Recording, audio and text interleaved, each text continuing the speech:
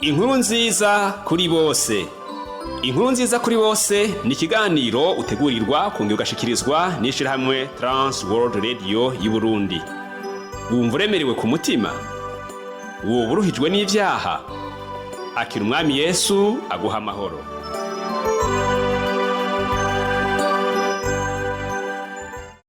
Nshuti mugenzi, munywanyi ibiganiro by'ishirahamwe Trans World Radio y'u Burundi, muvukanye mukunze ikiganiro inkuru nziza kuri bose.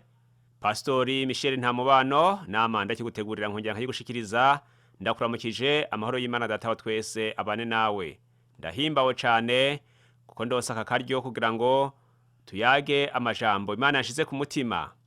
Amajambo y'uno munsi tuye kuyagako nayitiriye umunsi w'urubanza rw'Uhoraho canke umunsi w'Uhoraho. Bibiliya iramenyesha yuko Uhoraho Imana yashizeho umunsi zocira urubanza bari kw'isi yose.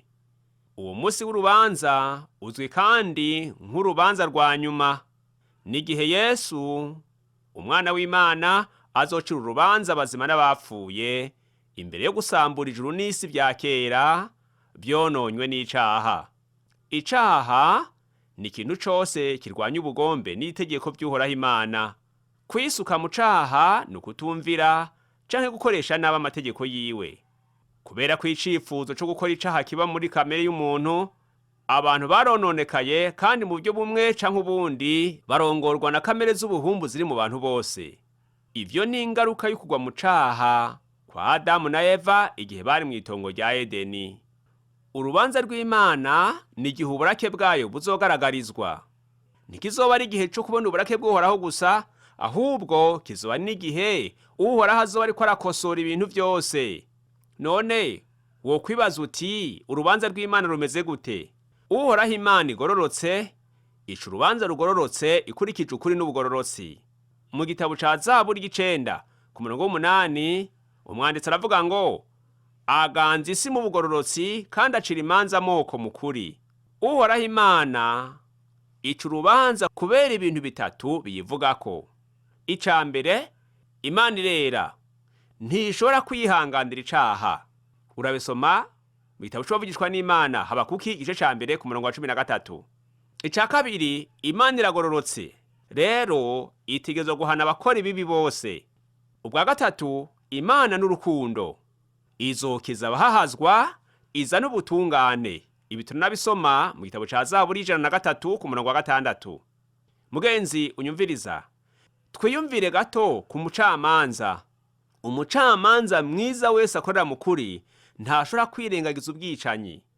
Ategerezwa guhana umwicanyi akurikije amategeko, kuko amategeko arabihana. Imana nayo nyene ntizokwirengagiza icaha, kuko irera, ntishobora kwirengagiza ngo ugende idahanye icaha. Ngaha nshaka kandi tuvugane canke turabire hamwe ku bwoko butatu bw'urubanza nk'uko tubibona mu vyanditswe vyera. Ubwoko bwa mbere bw'urubanza ni urubanza rw'ubu canke rw'uwu munsi.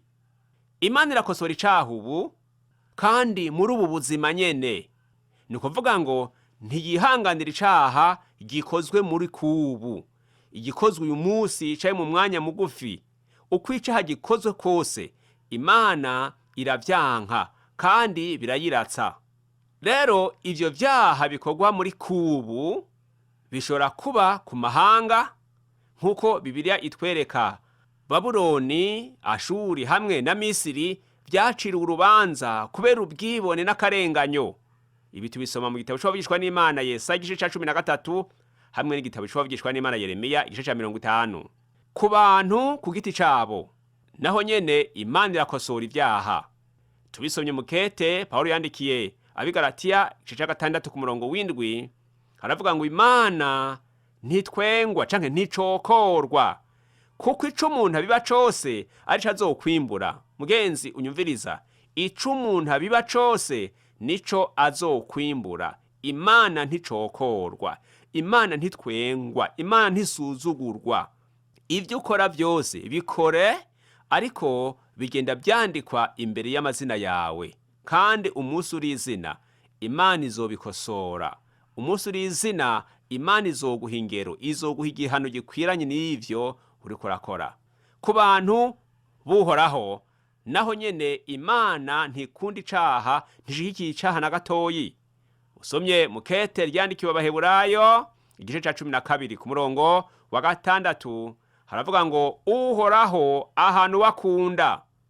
Rero ivyo ni igikorwa c'umuvyeyi, se w'abana, c'ugukosora abana, si uguca urubanza, ariko ni ugukosora canke ni gutanga indero. Ubundi bwoko bwa kabiri bw'urubanza ni urubanza rw'umusaraba. Umusaraba niwo rubanza nyamukuru. Dusomye mu butumwa bwiza bwa Yohana igice ca 12 ku murongo wa 31 havuga ngo igihe cyo gucira iyi si urubanza kirageze, umutware wayo agira atererwe hanze. Aya ni amajambo Yesu Kristo ubwiwe yivugiye, kandi yayavuze ari mu bihe bibi bitoroshe vyo kubambwa. Ku musaraba rero Yesu yishize ku rubanza rw'Imana ku caha mu kibanza canke mu gishingo cacu, kuko Imana yari yaragambiriye kuzocira urubanza icaha. Ni ukuvuga ngo umunyavyaha kuko ari watsindwa niwe yari gushikwako n'ingaruka z'ico caha. Yesu rero yemera kwishirako ingaruka z'ivyo vyaha abana b'abantu bakoze, urubanza rw'Imana ruca rumujako. Niko Pawulo abivuga mu kete rya kabiri yandikiye Abikorinto igice ca 5 ku murongo wa 21 ahagira ngo umwe atigeze kumenya icaha yamuhinduye icaha ku bwacu. Mugenzi unyumviriza, Yesu umwami nta caha yigeze akora, ariko yatsinzwe n'icaha ku bwawe we nanje, ngo ntidushikweko n'ingaruka z'icaha. Igihano ku muntu yakoze ivyaha categerezwa kubaho, ariko Yesu yemera kwico gihano kimubako kugira ngo tweho tubeho turabidegembya, tuba tugizwe abera. Rero kubari mu mwami Yesu nta rubanza ruriho, nta kizobatsinda, nkuko Pawulo abivuga mu kete yandikiye Abaroma igice 8 ku murongo wa 1. Abari mu mwami Yesu nta rubanza ruzobatsinda. Ubwoko bwa gatatu bw'urubanza ni urubanza rwo muri kazoza canke urubanza rwa nyuma. Uyu niwo musi umuntu wese azohagarara imbere y'Imana. Inshuti yanje unyumviriza, kora ibyo ushaka uko ushaka, ariko umenye ngo hariho umusi w'urubanza. Imbere hari urubanza, kandi umuntu wese azorengutswa muri yo sentare yo mw'ijuru, yisigure ku byo yakoze, ku byo yavuze, no ku byo yiyumviriye, kandi intahe imukubite mu gahanga. Rero kuri uru rubanza rwa kazoza canke urubanza rwa nyuma hari ibintu Yohana yeretswe. Ubwa mbere yeretswe intebe y'ubwami nini yera mu gice ca 20. Rero kubaciye bihakana Yesu Kristo, uko ibintu yabibonye nuko hazinguruka igitabo c'ubugingo, ngo kandi y'izina ry'umuntu ritabonetse ryanditswe mu gitabo c'ubugingo yacatererwa mu kiyaga c'umuriro. Intumwa Pawulo nawe nyene muri rakete rya kabiri yandikiye Abikorinto igice ca 5 ku murongo w'10 aravuga intebe y'urubanza y'umwami Yesu. Kubizera ntibizoba ari ugufata ingingo y'ijuru canke umuriro udahera, ahubwo ni uguhemba ubwizigirwa canke ubudahemuka. Ivyo rero bizoba nkuko Pawulo abandanya kubivuga, ngo kugira ngo umuntu wese aronke ibikwiranye n'ivyo yakoze akiri mu mubiri, akiri muzima. Dusomye no mu butumwa bwiza bwa Matayo igice ca 25 ku murongo wa 31 kumanuka, Yesu bwiwe arerekana ingene ibintu bizoba bimeze kuri uwo musi. Avuga ko azorobanura canke azovangura intama azitandukanye n'impene. Iyo hakoreshwa aya majambo intama n'impene, bigereranywa abantu bari mu mpande zibiri, abamuherereyeko bamwizeye ari bagereranywa n'intama, hamwe n'abamurwanije canke abatamwizeye ari bagereranywa n'impene. Rero aha hantu ingene umuntu yafashe Yesu canke ingene yitwaye no ku bandi bene se nivyo bihambaye kugira ngo amenye umugwi ahereramwo. Mugenzi unyumviriza, umuntu arashobora no kwibaza kandi ikindi kibazo kivuga ngo kubera iki Imana izoca urubanza? Uhoraho Imana azoca urubanza kugira ngo ashira habona ukwera kw'izina ryiwe. Mu gitabo c'Abavugishwa n'Imana Ezekiyeli igice ca 36 ku murongo wa 23 haravuga ngo nzokwerekana ukwera kw'izina ryanje rihambaye iryo mwahumanirije mu yandi mahanga, kandi ninagaragaza ukwera kwanje imbere yabo ndabicishije kuri mwebwe, bazomenya ko nduhoraho nije uhoraho nyene inganji ndabivuze. Rero urubanza ruzobaho kugira ngo uhoraho ashira habona ukwera kw'izina ryiwe. Ubwa kabiri, urubanza ruzobaho kugira ngo uhoraho akureho ikibi. Ibyo Yohana yeretswe mu gice ca 21 ku murongo wa 4 yabonye aremeza ngo nta rupfu ruzoba rukiriho, canke ukuboroga, canke ukurira, canke ububabare, kuko ibya kera bizoba vyaheze. Rero urubanza ni mpaka rubeho kugira ngo Imana ikureho ikibi. Ubwa gatatu, urubanza ruzobaho kugira ngo uhoraho arokore abahahazwa. Usomye mu gitabo ca Zaburi ya 82 ku murongo wa 1, Imana ivyagiye mu nama nkuru y'ubucamanza icira imanza ibigirwamana. Rero Imana izorenganura abahahazwa hama ihereze urubanza aho rukwiye guherera. Ubwa kane, urubanza ruzobaho kugira ngo ijambo ry'Imana rishike, iryaje riciye mu ntumwa Petero, kuko mu kete rya kabiri yanditse mu gice ca 3 ku murongo w'7 havuga ngo bivuye muri iryo jambo nyene amajuru y'ubu n'isi y'ubu bibikiwe kuzotongorwa n'umuriro, birindirijwe uwo musi wo guca imanza no guhonya abatubaha Imana. Mugenzi, ijambo ry'uhoraho rizoshika, abatubaha Imana bazohonywa, isi n'amajuru ngo bizotongorwa n'umuriro. Wumva ahantu bitazoba bikomeye, bubyita ibyoroshe, nuryoherwe unezererwe n'isi, ariko umenye ngo imbere hari urubanza, kandi abatubaha Imana bose bazohona, amajuru n'isi bizotongorwa n'umuriro. Rero nshuti yanje, hatabayeho urubanza, hariho abantu babaye barurangiranwa mu gukora ibibi, hari nk'abo tuzi nka ba Hitler, hari n'abandi bantu tuba twumva mu binyamakuru badandaza abantu, hamwe n'abarongozi batwaza igitugu bahahaza abo barongoye, abo bita abadictateur, n'abandi. Abo bose bopfanye amadosiye bakayagumana mu mva, ariko noneho uhoraho Imana aravuga ati ndabibona kandi nzobihana. Rero nubikore ubizi. Uwundi yavuze ngo akabigira kabizi karya imboga karitse. Nubimenye, nuvyumve kandi ubimenye ngo uko biri kose hariho umunsi w'urubanza, kandi urwo rubanza ntirumeze nk'urwo mw'isi, kuko nta giturire kizobaho,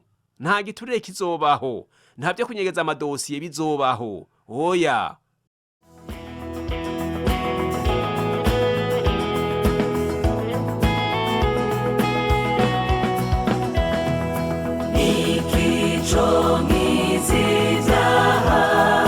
n'amaraso yawe Yesu, nikiconyeza rwose n'amaraso yawe Yesu, y'amaraso yiwe niyanyeza rwose, ntaco magu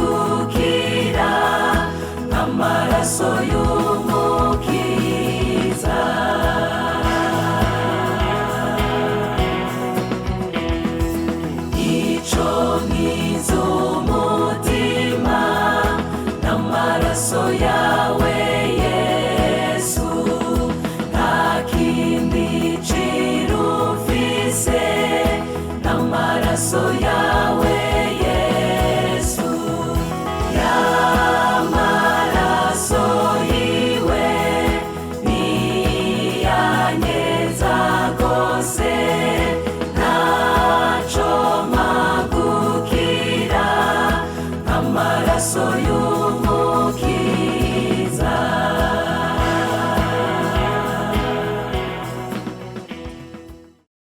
None rero muri iki gihe dukwiye kubaho gute ko twumvise ko urubanza ruriho kandi ko abank'Imana bose bazohona? Ica mbere dukwiye gukora ni kubaha Uhoraho Imana tudatinya abana b'abantu. Umusiguzi mu gice ca 12 ku murongo wa 13 n'uwa 14 aratubwira ngo wubahe Imana witondere ibyagezwe vyayo, kuko ivyo ari vyo bibereye umuntu wese, kuko Imana izocira urubanza igikorwa cose umuntu akora. Haleluya! Mugenzi, igikorwa cose umuntu akora Uhoraho azogicira urubanza. Mbere si igikorwa gusa, n'ijambo ryose umuntu avuga azoribazwa ico gihe, kandi rizocirirwa urubanza. Rizoba kimwe mu vyisungwa mu guca urubanza, bizoja muri dosiye, maze umuntu abyisigure ko kimwe kimwe ukwaco. Ikindi dukwiye gukora ni kwihana, kandi mugenzi unyumviriza, ukwiye kwihana, kandi ubunyene nimba utarihana usabwa kwihana. Nawe nimba warasubiye inyuma usabwa guhindukira. Ivyakozwe n'intumwa 17 umurongo wa 30 n'uwa 31 haravuga ngo ibihe abantu batari bwamenye Imana, iyo Mana ntaco ibibagirizako, ariko ubu ihamagarira abantu bose aho bari hose kwihana, kuko yashinze umunsi izocira imanza isi mu bugororotsi, ikoresheje umuntu yagenye, umuntu yashizeho. Niwe azoca imanza kandi azozica mu bugororotsi. Nico gituma atagiturire kizohaba, nta byo kugoreka urubanza. Ibyo Imana yabigaragaje mu maso ya bose mu kumuzura imukuye mu bapfuye. Uwo muntu ninde? Ni umwami Yesu. Niwe Uhoraho yashizeho, yategekanije, yagenye ngo azobe umucamanza, kuko agororotse kandi azozica mu bugororotsi. Ica gatatu dukwiye gukora, ukwiye kudacira abandi urubanza, baba abo bibona ko ari abagororotsi, abo biyemera ko ari abagororotsi, bareke. Wewe nturiho ngo bacire urubanza. Oya, Imana niyo mucamanza. Igikorwa cawe nanje nico kubagabisha, kandi tukababurira tugaragaza urukundo tubakunda. Mu butumwa bwiza bwa Yohana igice ca 3 ku murongo wa 17 haravuga ngo Imana ntiyatumye umwana wayo gucira isi urubanza, ariko kugira ngo isi ikizwe nawe. Yesu yaje gukiza isi. Abamwizera twese natwe dukwiye gukora ku buryo abatarizera bamwizera, abatarakizwa nabo bakizwe, kuko turiko turakora mu gishingo ca Yesu yasubiye mu ijuru. Ica kane dukwiye gukora ni kubaho nk'ingenzi zihuta. Ingenzi ziri mu rugendo, zikobeje urugendo, zinyaruka zitaraba inyuma, canke tukabaho nk'abazopfejo. Pawulo yandikira Abikorinto mu kete ryiwe rya 2 igice ca 5 ku murongo wa 11 haravuga ngo nuko rero kuko tuzi carico kubaha umwami, dukora ibishoboka ngo twemeze abantu. Ico turi kiragaragarira Imana, kandi nizera ko namwe kibagaragarira mu mitima yanyu. Bisigura ngo ubutumwa bwiza tuvuga ubwo twakiriye bukwiye kugaragazwa n'ingeso zacu zahindutse, kubo hanze tukabaho tutaboneka k'umugayo. Kandi mu gitabo c'abavugishwa n'Imana Zekariya mu gice 8 ku murongo w'9 haravuga ngo amaboko yanyu akomere, mwubake igihe kikiriho. Mugenzi uri kuranyumviriza, kora igihe kikiriho. Ni wubaka ubuzima bw'impwemu, ni wubaka imitima igihe kikiriho, kandi nukomeza amaboko mu kubikora. Wihanganira ibihe ushobora gucamwo bigoye biruhije, wihanganira ubugaragwa ushobora kuburimwo, ariko ukore. Uko kwihangana niko gukomeza amaboko. Ukore kuko ukiriho uri muzima. Abapfuye ijambo ry'Imana ntaco ribagoza, ntaco ribahamagarira gukora, kuko nta buzima bw'umubiri bafise. Wewe nanje tukiriho nitwe duhamagarirwa gukora, kandi tugakorana umwete n'ukwihangana, kandi tukabikora mu kwiyubara, mu kwirinda no kwirinda umugayo uwo ari wo wose, ngo tunezereze uwaduhamagariye igikorwa. Ica gatanu cyo gukora mu kwirinda urubanza ni inkuru nziza ikwiye kumenyekana hagati mu rubanza.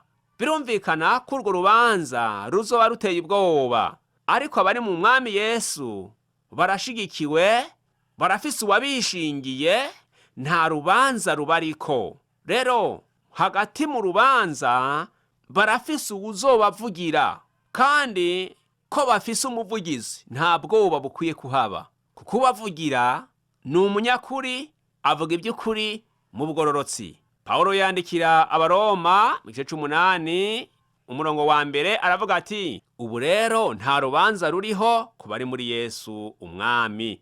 Mugenzi unyumviriza, ku bari mu mwami Yesu nta rubanza ruriho.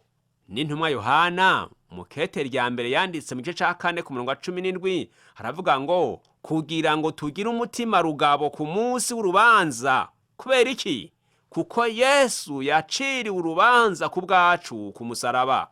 Yesaya nawe arabivuga mu gice ca 53 ku murongo wa 5 ngo, igihano catuzaniye amahoro cari kuri we.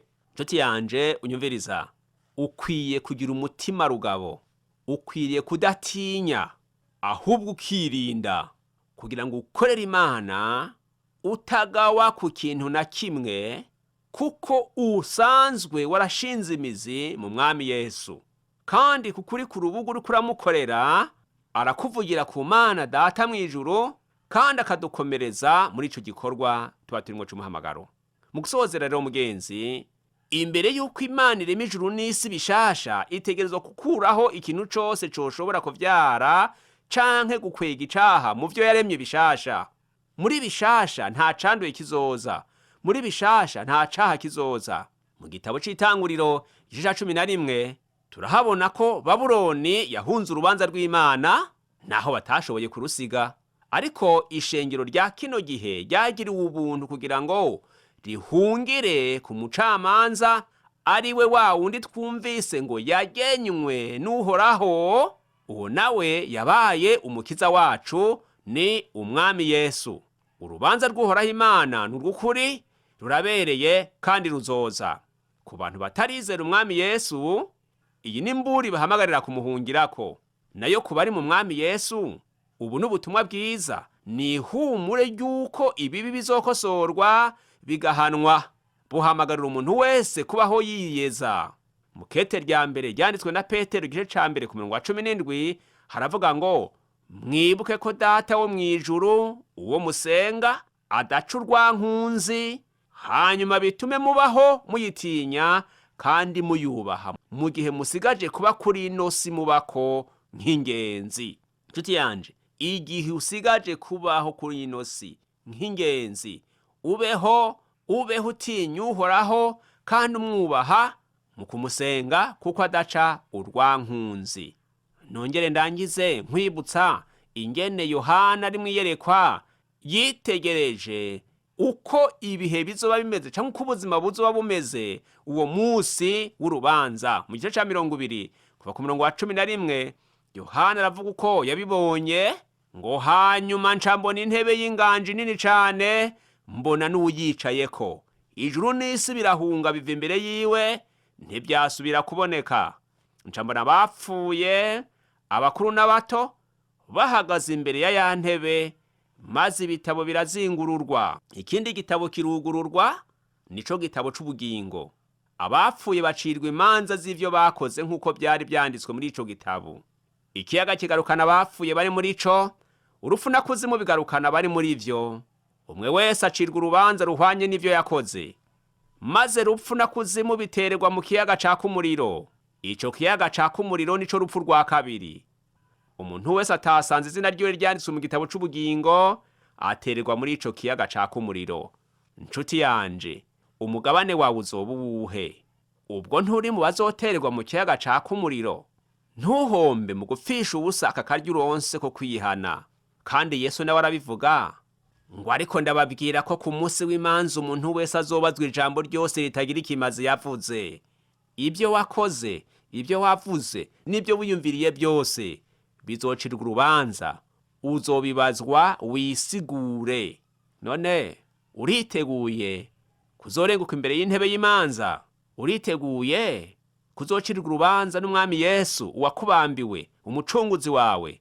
Nimba wumva utazotsinda urwo rubanza, n'akaryo kawe ugira ico ubwiye Imana mu ntumbero yo kwiyegereza no kwihana. Utuhoraho, ndarengutse imbere yawe nciye bugufi, kandi ndatsindwa n'ibyaha byanje. Nubimparire byose, unyandike mu gitabo c'abagororotsi, kugira ngo sinzosangire umugabane n'abanse kwihana. Amen. Reka dusenge kandi. Uhoraho, Mana yera, Data wa twese, umuremyi w'ijuru n'isi, izina ryawe nirihabwe icubahiro. Ndahimbawe kubw'uyu mwene data watumiriye kunyumviriza, kandi agushimiye ko wampaye amajambo mazima nsangira nawe, mu kwizera ko wakoze ku mutima wiwe. Nifatanije nawe mu gusenga kubw'uyu yihanye, kugira ngo amazina yiwe yandikiwe mu gitabo c'ubugingo.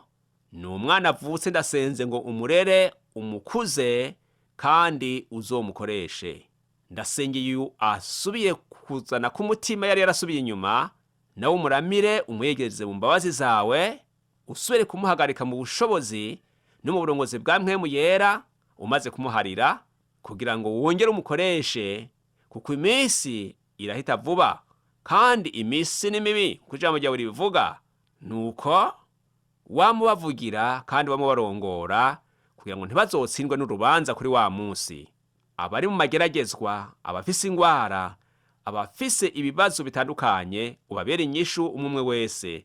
Kandi hari amaganya n'amarira, ahasubira impundu n'amashimwe, kandi icubahiro gishishikara kuba iwawe. Nsenze mu izina rya Yesu umwami wacu. Amen. Wakoze mugenzi, kuko wampaye akanyu kanyumviriza, kandi nitege igishinga ntaye cawe. Naho ubutaha, Uhoraho aduhana umugisha.